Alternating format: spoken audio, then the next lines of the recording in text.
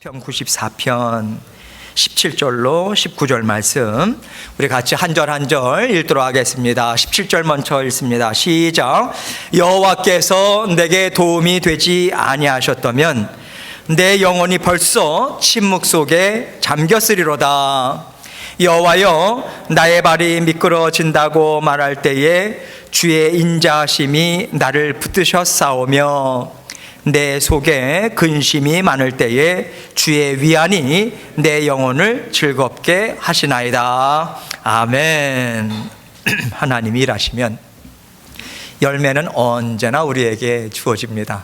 하나님이 일하시면 열매는 언제나 우리에게 주어집니다. 이 제목을 같이 생각하면서 은혜를 나누도록 하겠습니다. 하나님께서요, 한 사람 한 사람을 참으로 귀하게 여기신다라고 하는 게 분명합니다. 왜냐하면요, 모든 사람이 그 예외가 없이 고백하는 말이 야, 내 인생 내 뜻대로 안 되네. 이걸 한결같이 모든 인생이 다 이렇게 얘기를 해요.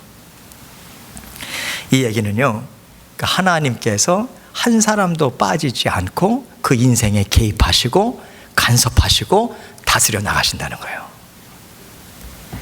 그러면 하나님께서 우리 뜻대로 되지 않게 하실 때 우리에게는 어떤 일이 생기나요? 육신의 힘은 빠져요. 힘 빠져요. 그런데 내면의 힘은 채워집니다. 그래서 하나님께서는 육신의 일, 세상살이 이것을 하나님께서 마음껏 사용하셔서 우리 내면을 하나님의 형상을 회복하는 그러한 형상으로, 하나님의 형상으로 우리 내면을 가득 채우는 일을 지속적으로 하세요. 오늘 시편 기자의 말을 지금 우리는 단 세 구절들만 우리가 함께 보지만은 그 1절 말씀, 특별히 이제 3절 이후의 말씀을 이렇게 보면요,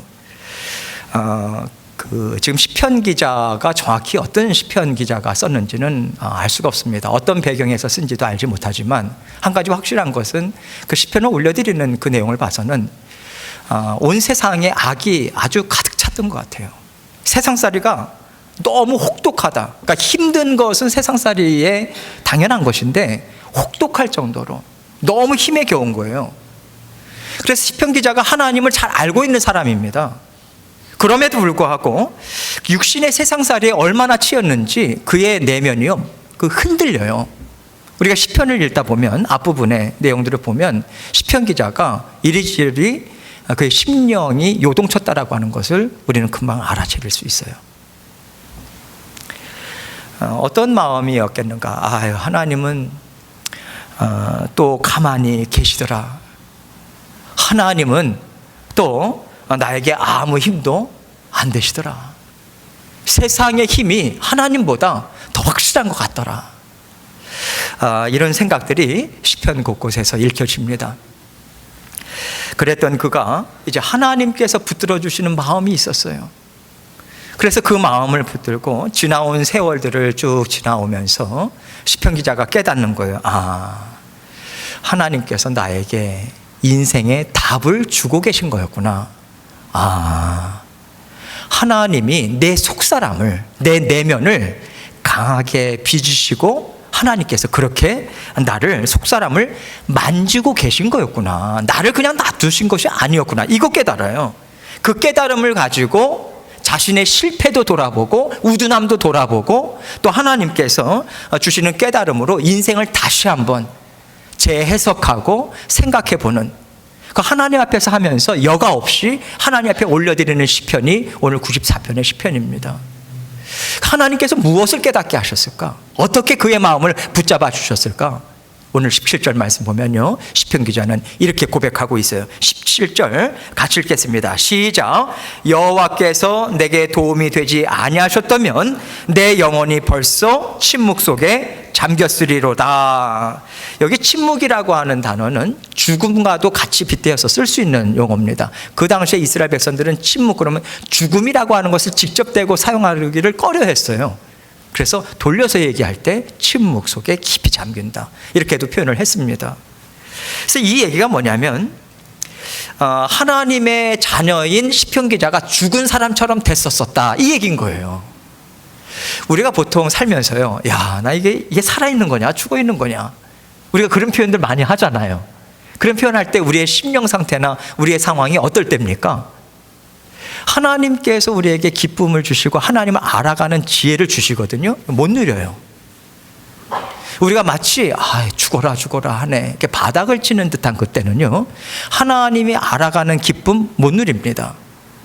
또한 하나님께서 하나님 앞에 힘있게 달려나간다든지, 또 하나님에게 어떤 소망과 기대감을 가지고 지금 우리 손산수 권사님이 돌파하셨다고 하는데, 돌파라고 하는 용어를 쓰셨는데, 그 돌파를 못해요. 계속해서 뭐랄까요, 영적인 생명력이 없는 것 같아요. 살아있으나 죽어있는 사처럼 힘이 다 소진돼 버리고 빠져버린 그런 상태를 얘기합니다. 시편 기자가 그런 자리에 있었다는 거예요.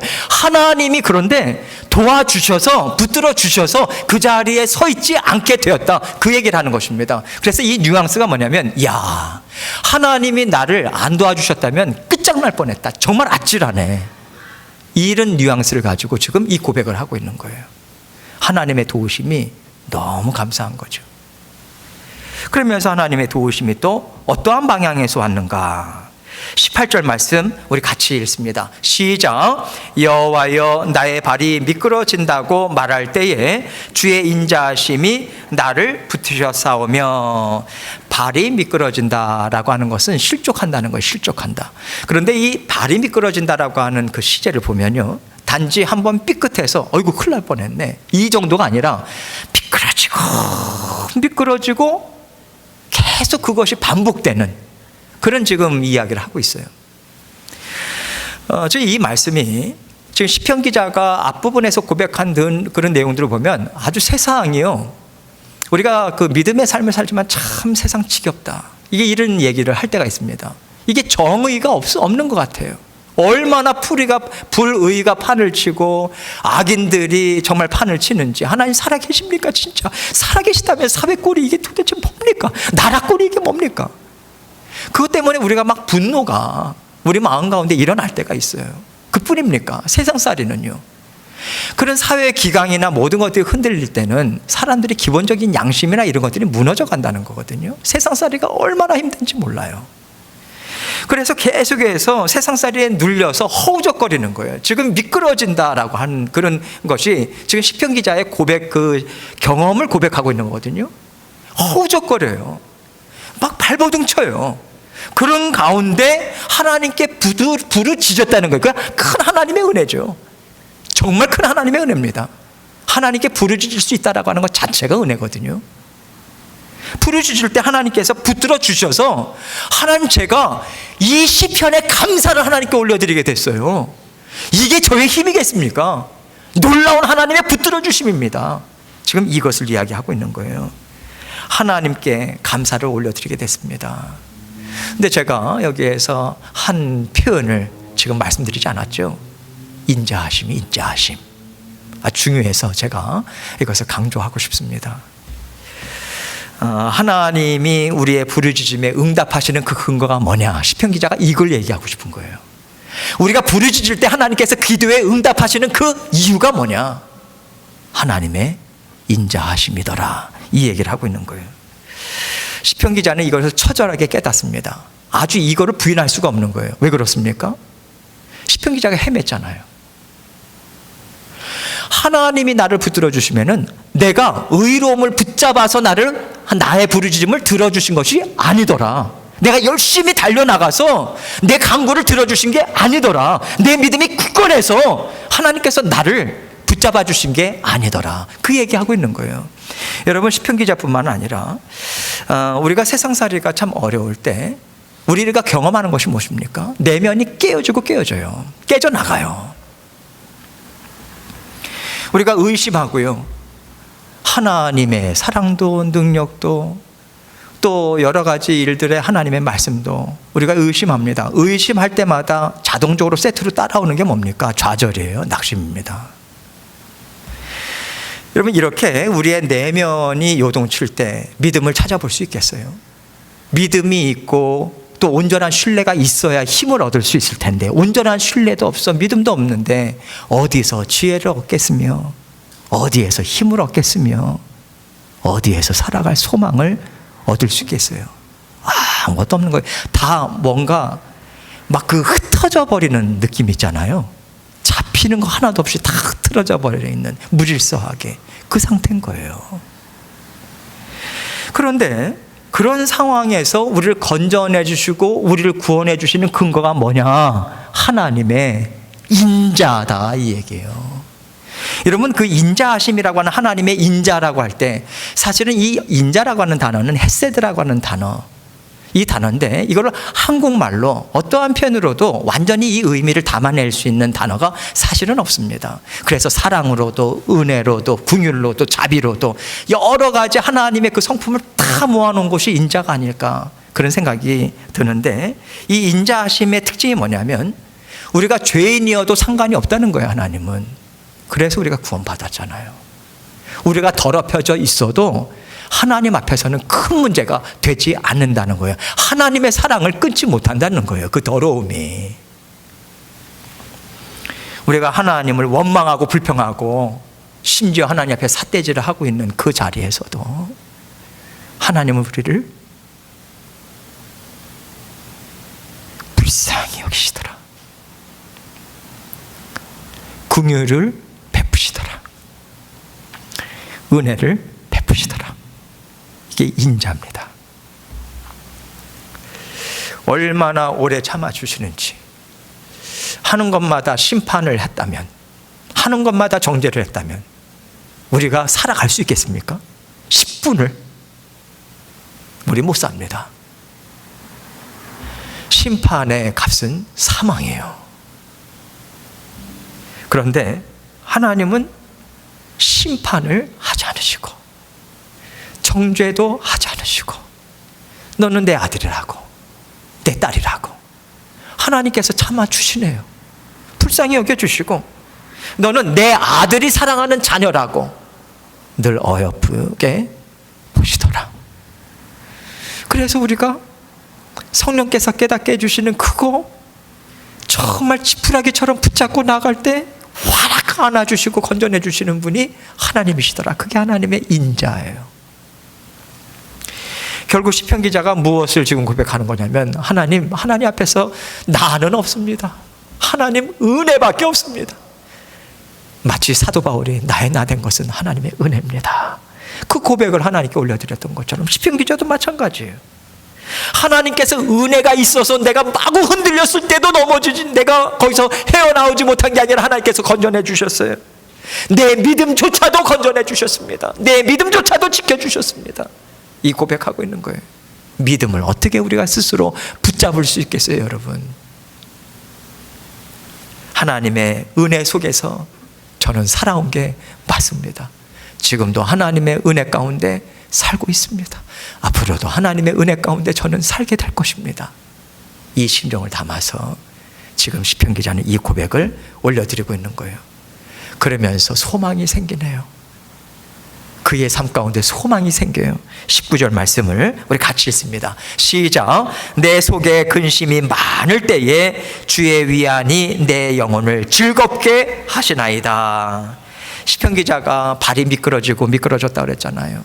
여러분들도 미끄러지는 경험들 많이 하죠. 도대체 인생의 바닥이 어디냐? 바닥을 친다고 했는데 여기도 바닥이 아니네. 더 떨어질 곳이 있을까? 그럴 때 몰려오는 게 뭡니까? 근심이죠. 저도 근심, 염려.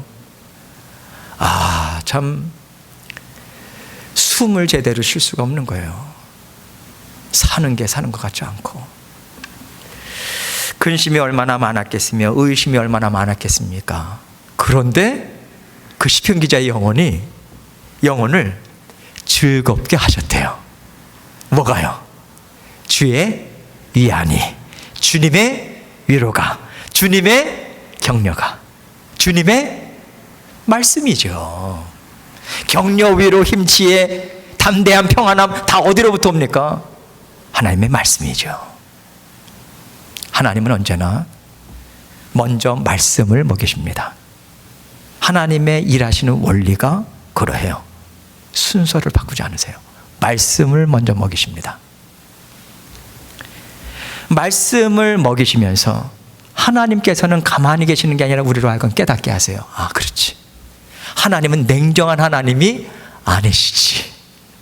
냉정한 하나님이라고 생각했는데 말씀을 읽다 보니까 냉정한 하나님이 아니시지. 하나님은 작은 하나님이라고 생각했는데 하나님은 크신 하나님이시지. 나를 포기했는 줄 알았는데 나를 포기하지 않으시는 하나님이시지. 영원토록. 이게 생각이 나고 위로가 되고 깨달아지고 나의 마음판을 두드리네요. 그 말씀이. 하나님은요, 하나님의 말씀으로 하나님 되심을 증거하시는 분이십니다. 그래서 하나님이 주시는 말씀 우리에게 먹이시고 먹이세요. 그런데 우리가 힘들 때는 믿음으로 다 받지 못하죠. 얼마나 우리가 내어버리는 말씀이 참 많이 있습니까? 수용하지 못해요. 구멍이 숭숭 뚫린 거예요, 내 마음에. 그런데 그래서 성령께서 우리로 하여금 도와주시는 게 있습니다. 우리 마음이 이 힘들고 어려울 때는요, 공통적으로 나타나는 현상이 강팍해져요. 마음이 단단해집니다. 그게 고집스러움으로 나오고 아주 뭐랄까 자기 의의가 강한 것으로 나오고 딱딱해요. 굳어집니다. 그럴 때 성령께서 하시는 일이 말씀을 가지고 우리 심령을 주물럭 하시는 거예요. 얼마나 힘있게 만지시는지 모릅니다. 저는 이 말씀을 생각하면서 여름 가뭄에 한국에 옛날에 논바닥 쩍쩍 갈라진 거 보셨죠? 예, 저도 많이 보고 자랐는데요. 쩍쩍 그 가뭄이 심할 때는 그 쩍쩍 갈라진 틈이 얼마나 그 넓은지 몰라요. 쩍쩍 갈라져 다. 그런데 비가 오기 시작할 때, 야, 그게 색깔이요.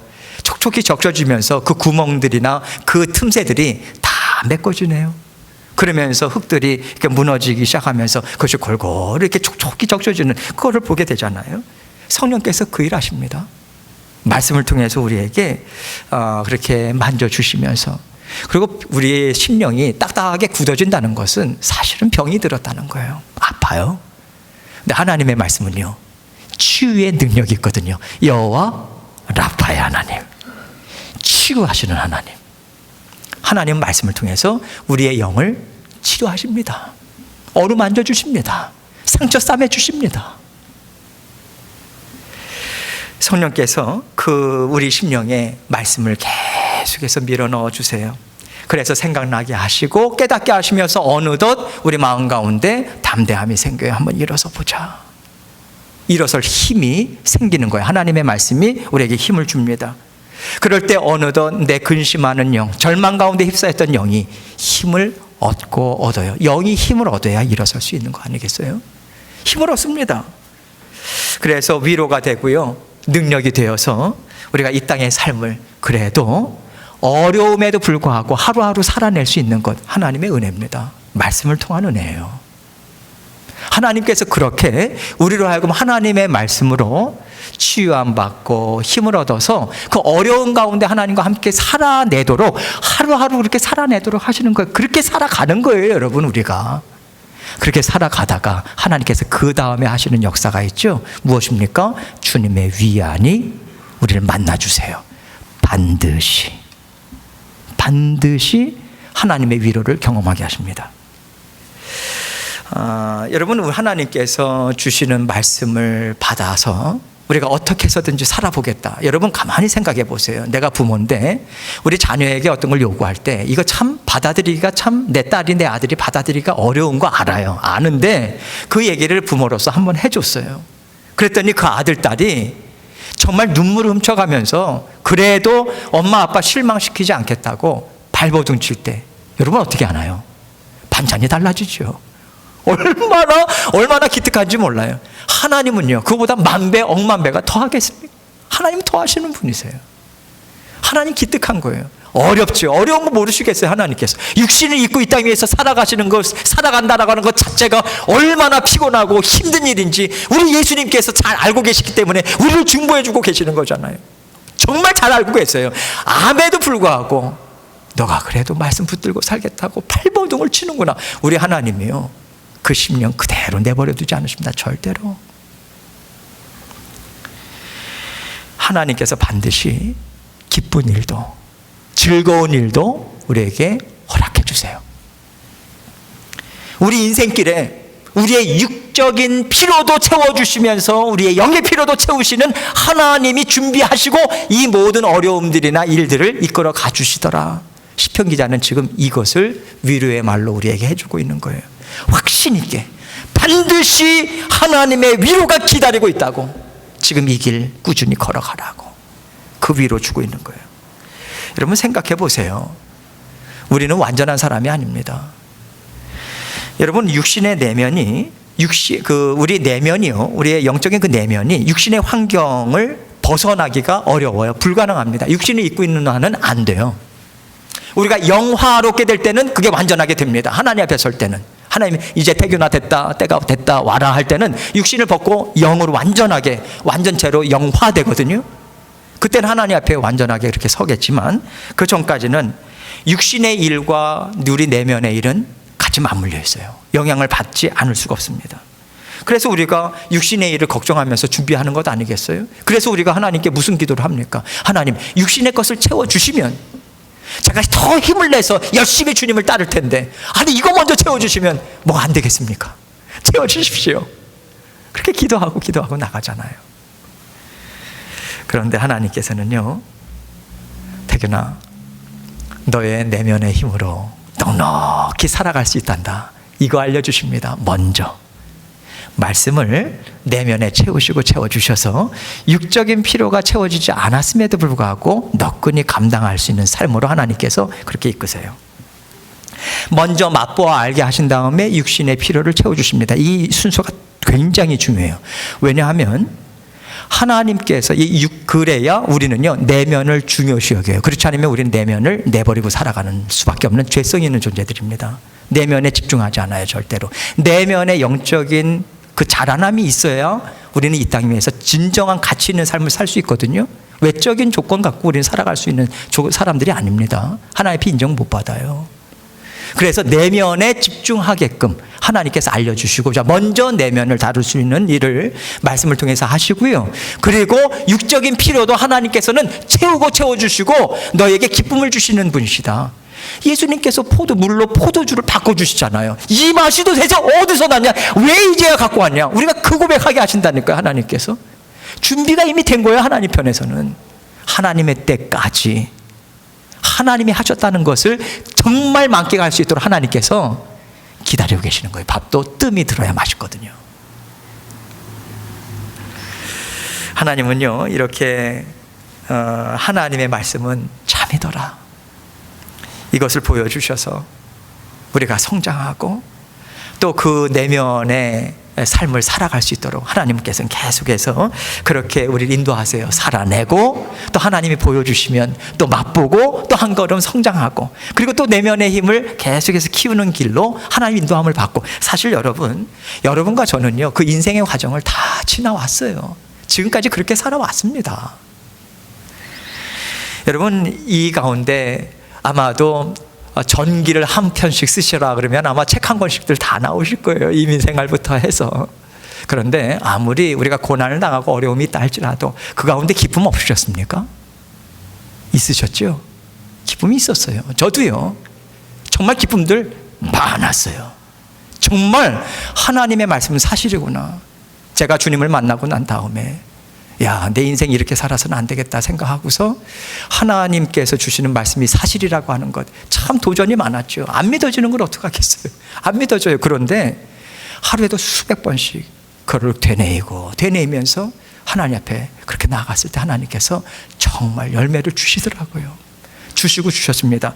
여러분 그때마다 하나님께서 열매를 보여주셔서 그때마다 맛보아서 우리가 그 다음에 또 살아갈 수 있는 힘을 얻어서 여기까지 오게 된 것이지, 여기 있는 분들 중에서 그 열매가 없었다면 이 자리까지 절대로 못 옵니다. 단 한 명도 못 오셨을 거예요. 왠지 아세요? 이 세상에 의인은 하나도 없기 때문에 그렇습니다. 내면의 힘으로만 살아갈 수 있는 존재는 없어요. 하나님께서 채워주시니까 살아갈 수 있는 거예요. 하나님께서 우리에게 보여주고 또 자라나게 하시고, 그래서 우리가 그런 자라나게 하는 내면의 힘을 얻고 할 때는요, 열매가 잘 보이지 않습니다. 열매가 있을 것 같지 않아요. 그런데 하나님은 열매를 이미 예비하셨거든요. 그래서 이 자리에 계신 분들 중에서 지금 고난의 시간이 좀 나에게 있다, 참 끝도 없이 지금 어느 때까지인가 라고 하는 그 시간을 걸어가고 있다라고 하는 분들도 확신을 가지세요. 열매가 반드시 있습니다. 하나님은 그렇게 일을 하시는 분이시기 때문에 그래요. 내가 하나님의 말씀을 제대로 깨닫지 못하고 신뢰하지 못할 때, 비틀거릴 때, 그때도 하나님께서 인자하심으로 나를 붙들어 주셔서, 자, 이거 봐라 태균아, 나는 이렇게 너에게 좋은 것을 줄 수 있는 하나님이야. 나 이거 정말 너에게 주는 거 너무 기뻐. 자, 태균아, 이거 봐라, 나는 이렇게 일한다. 일했다 하면 나는 이렇게 일해. 그거 보여주세요. 그래서 하나님의 말씀이 참된 진리구나, 사람의 생각을 뛰어넘는 하나님의 역사하심을 성경은 얼마나 많이 증거하고 있습니까? 그 말씀들이 우리에게 믿어지잖아요. 그 믿어진다라고 하는 것이 이런 경험들을 통해서 하나님의 그 은혜를 베풀어 주셨기 때문에 믿어지고 믿어지면서 살 수 있는 것 아니겠어요? 하나님께서 반드시 우리에게 열매를 먹여주십니다. 그런데 그 열매는요, 우리를 실족시키는 열매가 아니에요. 내면이 든든히 세워져 있거든요. 하나님이 주신 것을 확신하는 거예요. 내 능력이 아니라 나만을 위해서 사용하라고 하는 것이 아님을 내 내면이 힘을 얻어가지고 든든해요.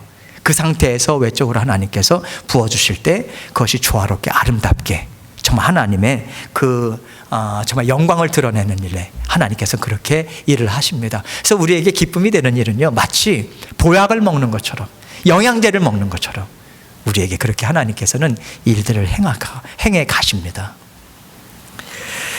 이렇게 하나님은 우리의 인생길을 붙드시고 또 함께 동행하시면서 살아가고 있어요. 그런데 여러분, 우리가 인생을 살아가면서 야, 이번에는 내가 감당할 수 있을까? 그렇게 생각할 정도의 깊이나 넓이의 어려움들이 우리에게 올 때들이 있지요. 그럴 때마다 우리가 느껴지는 게 뭡니까? 야, 이게 끝이 안 보이네. 그런 거죠. 우리는 항상 이 똑같은 증상이 사실은 반복이 돼요. 그런데 여러분, 하나님이 주시는 육신의 어려움은요, 반드시 우리의 내면에 힘을 주는 어려움의 목적을 가지고 주시는 것이기 때문에 그것은 육신의 어려움으로만 끝나지 않습니다. 이게 하나님이 주시는 진리의 말씀이에요. 그래서 어떤 일이든 그것을 여러분 하나님의 은혜로 감사로 한번 받아보세요. 이 일에 하나님의 뜻이 있다, 이렇게 받아 누리는 거죠. 결국엔 그 내면, 그래서 그것을 받아 누리고 누릴 때 내면의 힘이 세워지고 결국 하나님의 말씀이 맞습니다. 이 고백의 자리로 나아갑니다. 여러분, 우리의 인생이 마치 이런 훈련과 이런 어떤 고난, 이런 것들이 계속해서 연속이 된다면 이 인생 너무 고달픈 거 아닌가, 이런 생각이 들 수도 있는데, 사실 고난 끝에, 어려움 끝에 우리가 기쁨을 맛보지 않습니까? 저도 가깝게는 그러한 경험들이 말씀을 준비하면서 생각이 났었어요. 생각지도 못했는데 하나님의 때에 하나님께서 짠! 보여주세요. 그때 예전에 지나왔던 그 어려움의 순간들이요, 싹 없어져요. 언제 그랬냐는 듯이 힘이 납니다. 그러면서 예전에 지나왔던 모든 시간들의 하나님의 일하심이 비로소 해석이 되고요. 그래서 그 시간들이 단지 시간 낭비가 아니었다라고 하는 것을 깨닫게 돼요. 하나님 필요하셔서 주신 거구나, 이거 주시려고 그러신 거구나, 진정한 기쁨, 그걸 맛보게 하십니다. 그래서 우리가 뒤따라오는 믿음의 후배들, 또 자녀들에게 우리가 무슨 고백합니까? 물어보면 아빠 인생이 어떤 것 같아요? 힘들지. 힘든데 살만하다. 그래도 살만해. 그리고 하나님 기가 막힌 분이야. 진짜 기가 막힌 분이야. 너 인생에 올인해라. 진짜 정말 무릎을 탁 치면서 하나님이 또 하셨네요. 그 일이 너의 인생 가운데 반드시 있을 거다. 여러분, 우리가 그 얘기를 해줄 수 있는 거예요. 인생이라고 하는 것 자체가 어떻게 등 따시고 배부른 장밋빛대로처럼 그렇게 갈 수 있겠어요? 이 세상이라고 하는 본질을 우리가 알고 있는데, 그런데 우리가 하나님을 만나고 하나님과 함께 살아가기 때문에 하나님을 만난 사람들, 만나서 살아가는 사람은요 절대로 세파에 찌들지 않습니다. 어떤 사람을 보면 참 찌들었다 그런 생각이 들죠. 근데 어려움이 있는데 그 찌드는 게 아니에요. 그 가운데 점점 더 함께 살아가는 삶을 통해서 내면에 그 힘이, 넉넉함이 이제 계속해서 채워지는 거죠. 지금까지 하나님 기가 막히다, 아직까지 무릎을 치지 않으신 경우들이 있다면 고치게 되실 거예요. 하나님은 선하십니다. 하나님은 인자하신 분 맞습니다.